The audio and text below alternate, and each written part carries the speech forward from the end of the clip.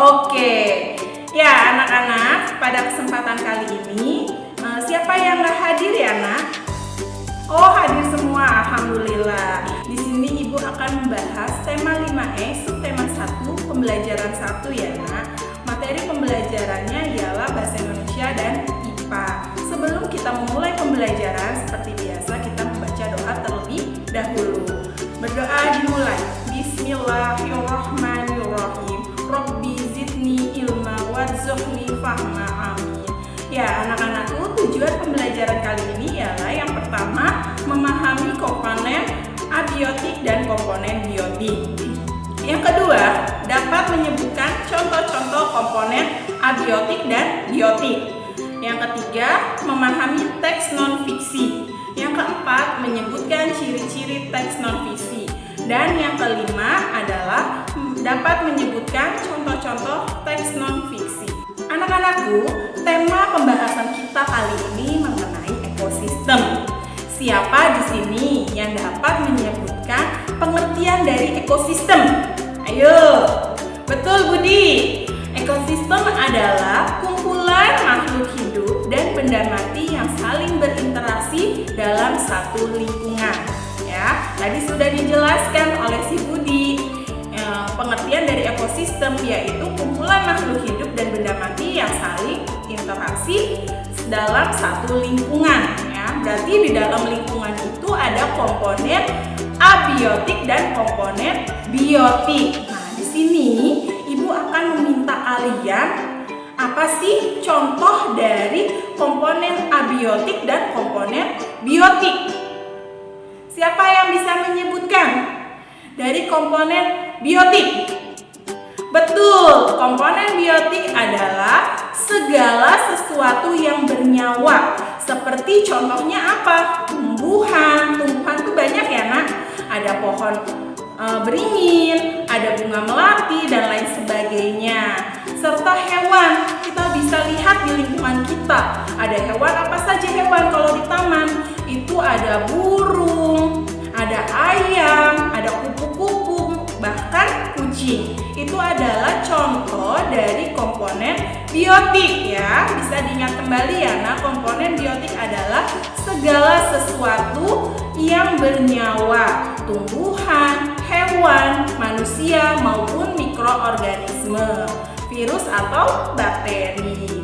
Nah, selanjutnya mengenai komponen abiotik. Nah, komponen abiotik ini adalah kebalikan dari komponen biotik. Kalau tadi biotik itu adalah komponen yang dari yang bernyawa atau dari hidup ya, benda hidup, sedangkan komponen abiotik adalah komponen yang tidak bernyawa. Contohnya apa ya?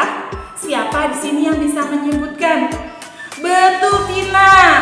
Jawabannya adalah contoh komponen abiotik itu adalah tanah, udara, air, dan cahaya matahari.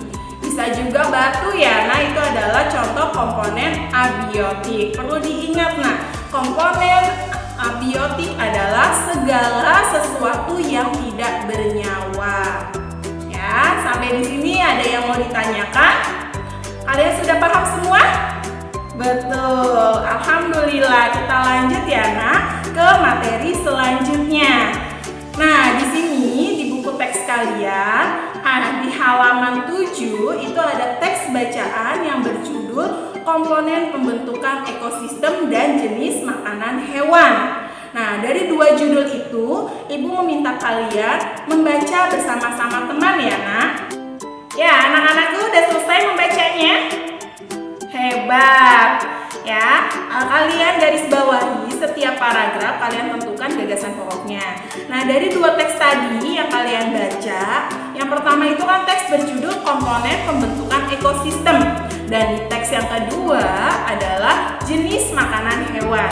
Dari dua teks tadi itu merupakan contoh teks non-fiksi. Nah, di sini Ibu mau menanyakan ke kalian, apa sih teks non-fiksi itu? Siapa yang tahu? Betul Rani, teks non-fiksi itu adalah karangan yang dituliskan berdasarkan fakta, data, dan hasil pengamatan, bukan merupakan merupakan hasil imajinasi seseorang. Itu adalah contoh teks non-fiksi ya nak, pengertian dari teks non-fiksi. Ya anak-anakku, ciri-ciri dari teks non-fiksi itu ialah ditulis dalam bahasa formal, resmi, dan baku, dan disusun berdasarkan fakta.